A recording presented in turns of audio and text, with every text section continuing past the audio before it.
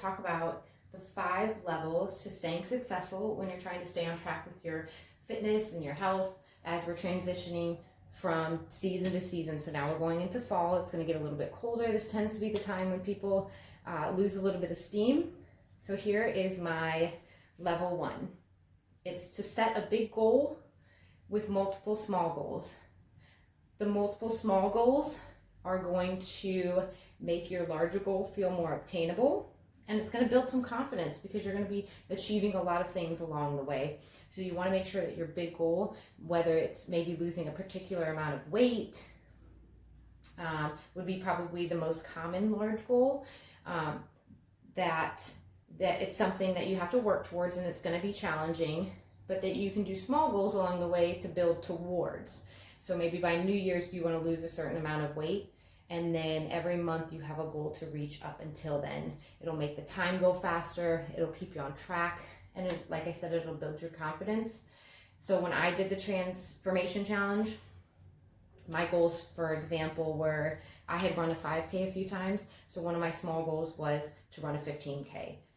Another one was I like my glass of wine on the weekends, so I did 30 days no drinking. But it can be anything small that makes you feel like you're achieving something. Maybe it's as simple as beating your fastest mile time. It's getting a solid 8 hours of sleep for 30 days in a row. That's important. Or maybe it's even squatting your heaviest weight. Set a goal for that you've always wanted to do. I think that this is the foundation to being successful. Goal setting. Level 2. Level 2 is 60 to consistency is what I call it. Takes 60 days of consistent behavior to create a habit.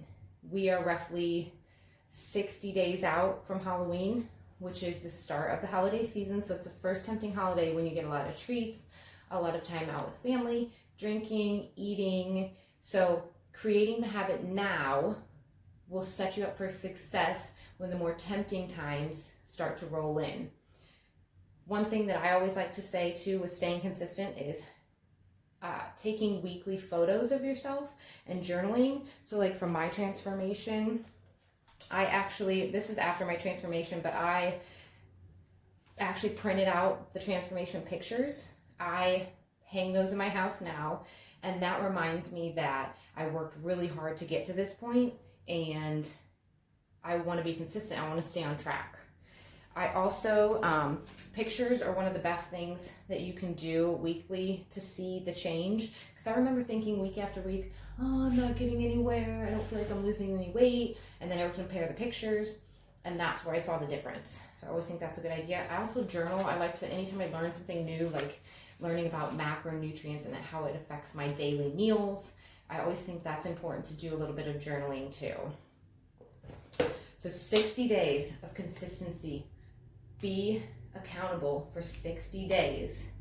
That will set you up for success once the holidays start rolling in. Level 3. For this level, I say plan ahead. This is going to be extremely important. You can't be spontaneous with some of these things. You want to be able to, I'm not saying change your life completely. It's working around your daily life. So those extra hours that you're using to sit around and watch TV, or maybe in the morning to sleep a little bit longer than maybe you really need to, that you're using those hours to plan accordingly for your workouts and your meal prepping and things like that. So starting at the basics. You start, and let's say you want to work out 5 days a week, rest 2 days a week. It's not realistic to say every Wednesday is going to be my rest day, right? Because things come up. Your work schedule changes, you have friends come in town, you have holidays happen. You need to look ahead at any events that are going to be important to you, any family gatherings, holidays like Thanksgiving, Halloween, Christmas, where you might want to indulge in a little bit of those yummy foods and drinks, or even your work schedule. Simple as that. Work schedule is always changing. Plan around those things so that you can still enjoy your daily life, but you can be successful on the other days that you are scheduling in these meal prepping and these workouts. So for instance, I work out 5 or 6 days a week, and then on my rest day, I always use that day to meal prep, So I take a couple hours out of that day. I prep my meals for the rest of the week. And then guess what? I don't have to think about it. I don't have to cook for the rest of the week. And then I also, like for instance, my mom is coming in town this weekend. So I am saving my day to have a drink or to have a delicious meal for Saturday when I'm taking her out to show her around town, rather than maybe last week my day to have a good meal was on a Tuesday. So I'm still keeping the consistency of 5 days a week being on. And I'm not saying on your rest day that you just blow that whole day out of the water, but you plan for one cheat meal. Maybe not a cheat day, but a cheat meal.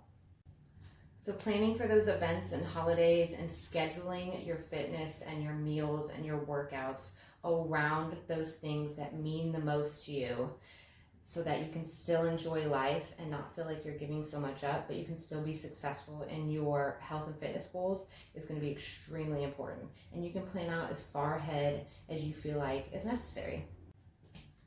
Level 4. Level 4 is extremely important in my opinion. This one is ask for help. Reach out to someone who's done it before. If you're a friend or family watching this and you feel like you need help, you can reach out to me. I would love to help you. But also just joining a support group could be important. Joining a gym and going to classes could be great.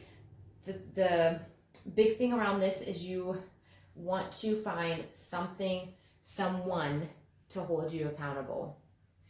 Maybe it's hiring a trainer. That's what did it for me. Hiring a trainer was the one who followed up with me all the time. I also asked my spouse to do it with me. So he held me accountable because he was doing it in the same fashion that I was. So asking for help is going to be extremely important.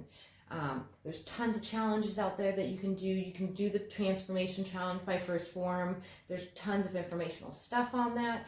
But asking for help and support and encouragement is going to drive you to success. Extremely important. Level 5.